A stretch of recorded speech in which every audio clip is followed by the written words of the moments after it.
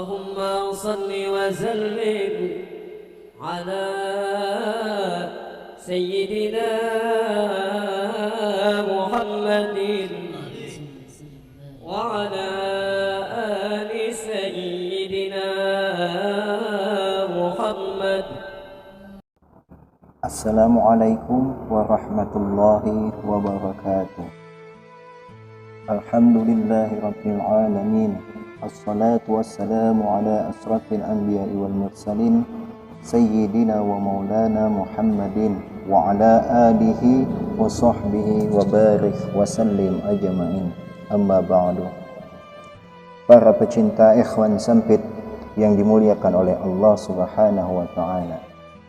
Dalam video kali ini kita akan menceritakan seorang waliullah yang datang dari Pulau Jawa, yaitu tepatnya di Pulau Madura, Bangkalan, yang bernama Al-Arifillah Tuan Syekh Kiai Haji Khalil Bangkalan Madura.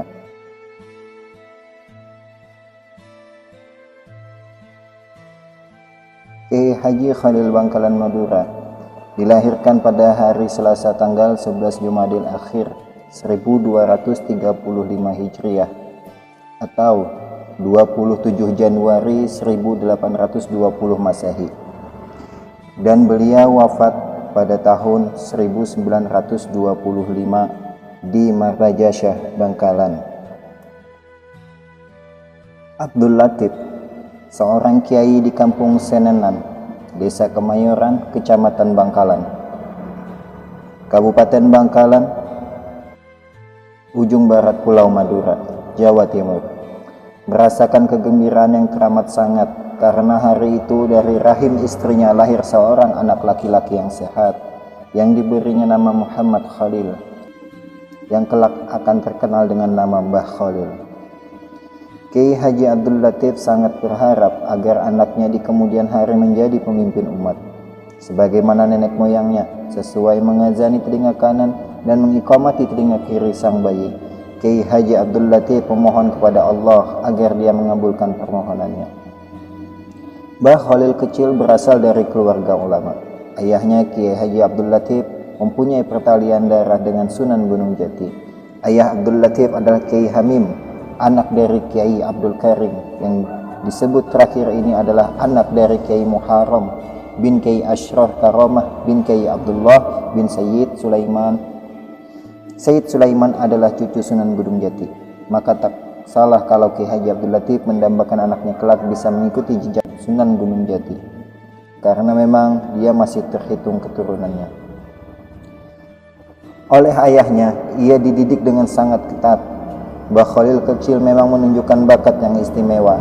Kehausannya akan ilmu, terutama ilmu fikih dan nahwu, sangat luar biasa.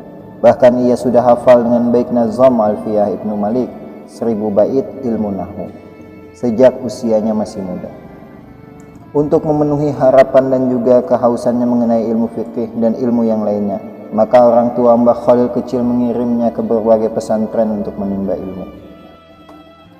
Belajar ke pesantren mengawali pengembaraannya sekitar tahun 1850-an. Ketika usianya menjelang 30, Mbah Khalil muda belajar kepada Kiai Muhammad Nur di Pondok Pesantren Langitan, Tuban, Jawa Timur. Dari Langitan beliau pindah ke Pondok Pesantren Cangaan, Bangil, Pasuruan. Kemudian beliau pindah ke Pondok Pesantren Kebon Candi. Selama belajar di Pondok Pesantren ini, beliau belajar pula kepada Kiai Nur Hasan yang menetap di Sidogiri, 7 km dari Kebon Candi. Kiai Nur Hasan ini sesungguhnya masih mempunyai pertalian keluarga dengannya. Jarak antara Kebon Candi dan Sidogiri sekitar 7 km. Tetapi untuk mendapatkan ilmu, Mbah Khalil muda rela menekuni perjalanan yang terbilang lumayan jauh itu setiap harinya. Di setiap perjalanannya dari Kebon Candi ke Sidogiri, ia tak pernah lupa membaca surat Yasin. Ini dilakukannya hingga ia dalam perjalanannya itu khatam berkali-kali. Syekhona Khalil Bangkalan ialah sosok orang yang sangat mandiri. Sebenarnya bisa saja Mbah Khalil muda tinggal di Sidogiri selama nyantri kepada Kiai Nur Hasan, tetapi ada alasan yang cukup kuat bagi dia untuk tetap tinggal di Kebon Candi. Meskipun Mbah Khalil muda sebenarnya berasal dari keluarga yang dari segi perekonomiannya cukup beradab. Ini bisa ditelisik dari hasil yang diperoleh ayahnya dalam bertani. Akan tetapi, Mbah Khalil muda tetap saja menjadi orang yang mandiri dan tidak mau merepotkan orang tuanya. Karena itu, selama nyantri di Sidowiri, Mbah Khalil tinggal di kebun candi agar bisa nyambi menjadi buruh batik.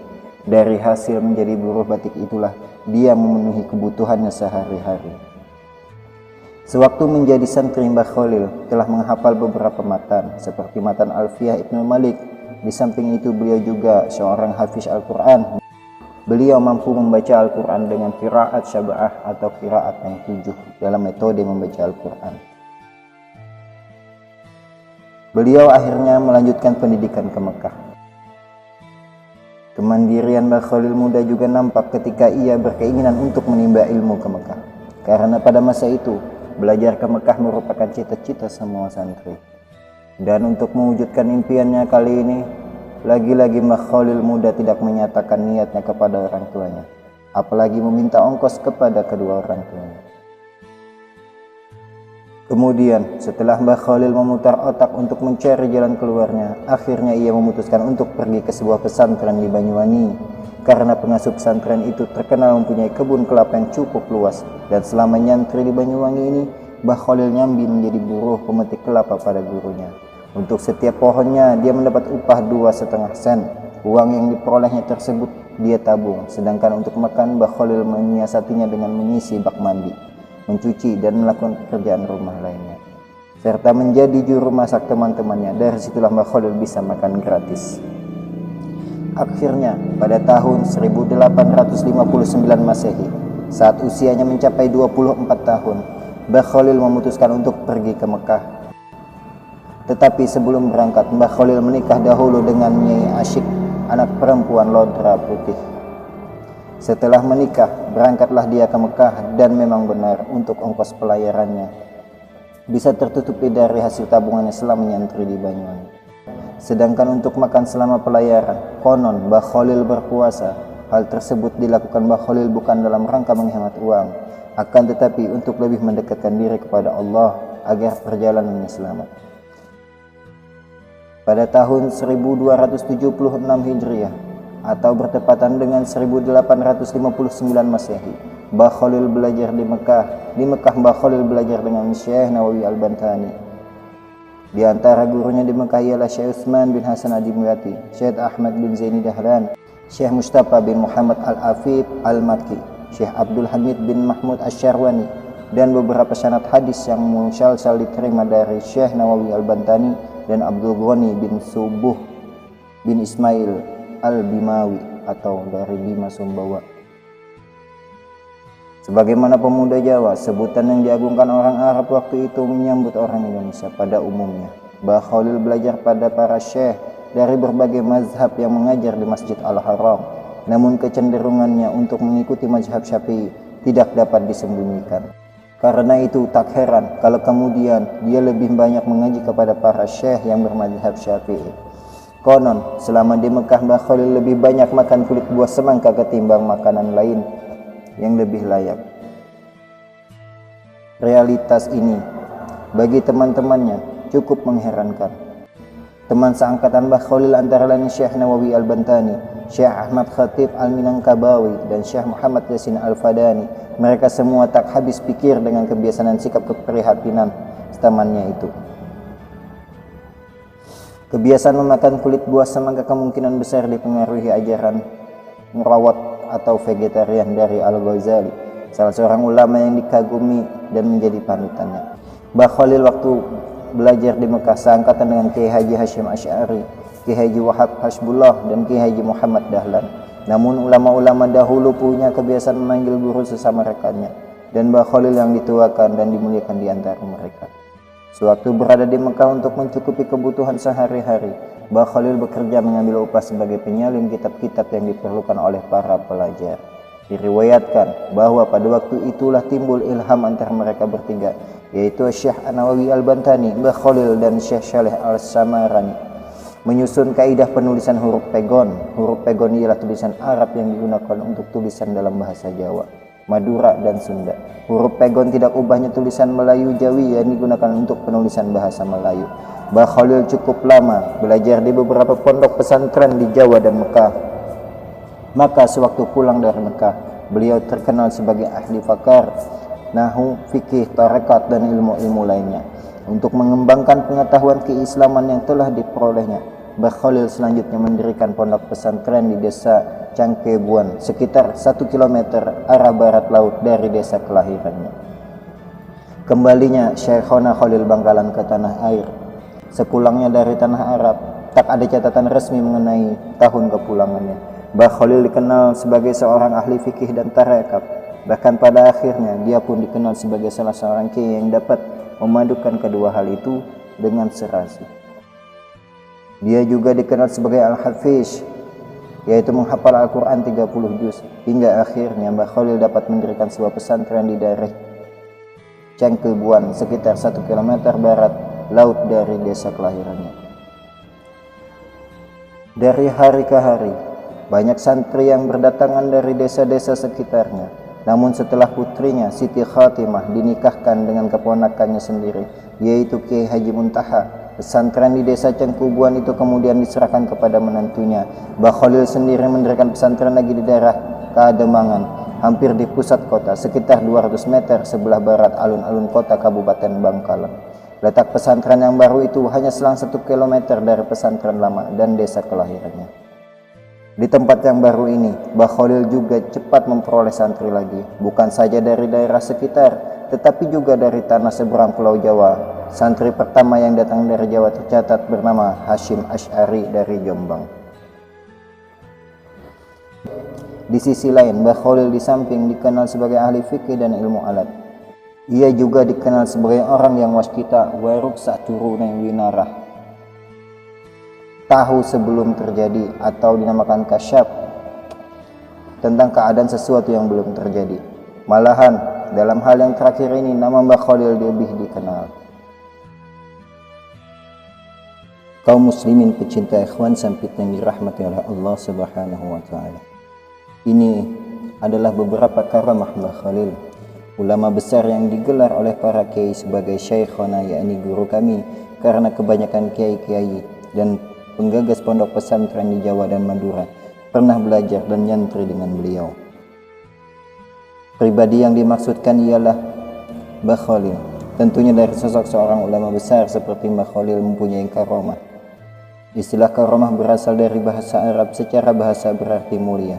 Syekh Tahir bin Shaleh Al-Jazairi dalam kitab Jawahirul Kalamiyah mengartikan kata karamah adalah perkara luar biasa yang tampak pada seorang wali Allah yang tidak disertai dengan pengakuan seorang nabi. Adapun karamah Mbah Khalil diantaranya yang pertama, yaitu membelah diri. Kesaktian lain dari Mbah Khalil adalah kemampuannya membelah diri. Dia bisa berada di beberapa tempat dalam waktu bersamaan. Pernah ada peristiwa aneh saat beliau mengajar di pesantren. Saat berceramah, Mbah Khalil melakukan sesuatu yang tak terpantau mata. Tiba-tiba baju dan sarung beliau basah kuyup. Cerita dari Kiai Haji Gozi.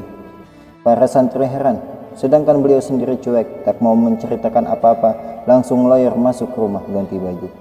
Teka-teki itu baru terjawab setengah bulan kemudian. Ada seorang nelayan sawan ke Mbah Khalil. Ia mengucapkan terima kasih karena saat perahunya pecah di tengah laut langsung ditolong Mbah Khalil. Kedatangan nelayan itu membuka tabir. Ternyata saat memberi pengajian, Mbah Khalil dapat pesan agar segera ke pantai untuk menyelamatkan nelayan yang perahunya pecah. Dengan karomah yang dimilikinya, dalam sekejap beliau bisa sampai laut dan membantu si nelayan itu, papar Kiai Haji Gozi yang kini tinggal di Wedo Martini, Ngemplak, Sleman. Karomah yang kedua yaitu menyembuhkan orang lumpuh dalam seketika atas izin Allah.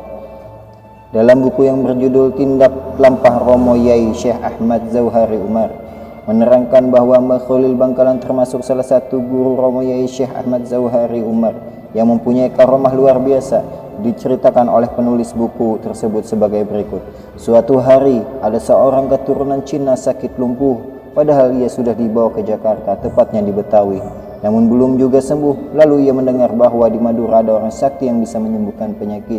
Kemudian pergilah ia ke Madura, yakni ke Mbah Khalil, untuk berobat.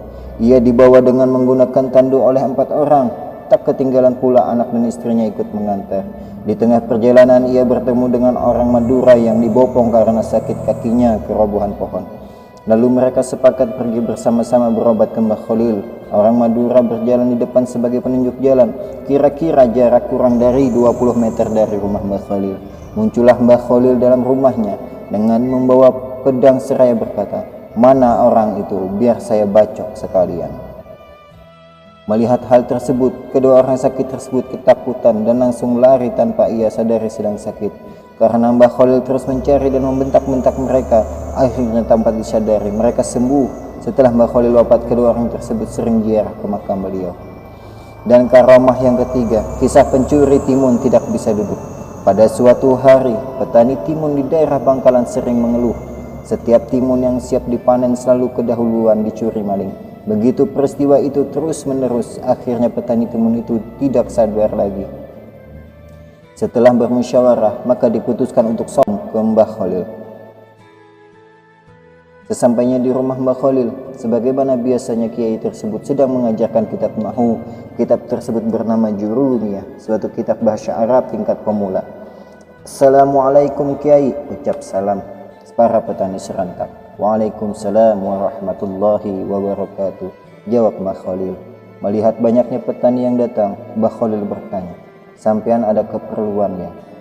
"Benar Kiai, akhir-akhir ini ladang timun kami selalu dicuri maling.